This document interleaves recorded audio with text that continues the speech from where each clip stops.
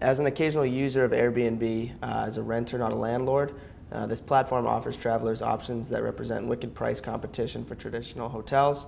It looks like a tsunami building in my eyes. Thoughts on long-term effects? Yeah, I think it's going to continue to have an impact, and that impact could accelerate.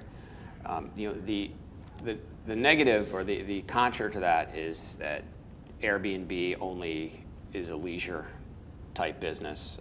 So leisure travelers, not business travelers, which if you look at the hotel companies, they make most of their money off of business travelers.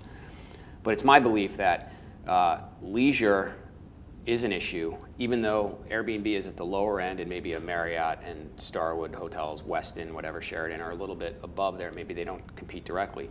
They compete on compression nights like Super Bowls, and when you have a lot of people staying in a market and your RevPAR on those days are like 300% higher than normal. Well, Airbnb is going to cut into that, and they already have cut into that, and we've shown that in our deck that there's actually a real impact from Airbnb on those compression nights, and those compression nights are meaningful when you look at the overall year how much RevPAR goes up. So RevPAR in 2015 I think was up 5 or 6%, and we know that compression nights contributed about 2%. So if you just normalize the RevPAR on those days of compression nights, you actually see that that RevPAR goes down by essentially 2% for 2015. And then on the business side, if there's a sophisticated company out there with their own internal travel department that can somehow incorporate Airbnb with their employee travel, then Airbnb starts to impact the business side, because it is a lot cheaper, as the questioner pointed out. It's a lot cheaper, and again, if you can incorporate that into your travel process, these companies can save a lot of money with Airbnb, which means less money for the hotel companies. Do you think they will go public?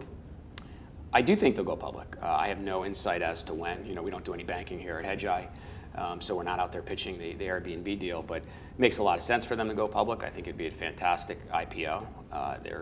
It's huge. They're growing like wildfire, and it seems like a good company with a really good business model. So it'd be a pretty exciting IPO. There's certainly some headwinds to them, and a lot of that's on the regulatory side. And I think that's really the only thing that can stop them from continuing to grow at the pace that they're going.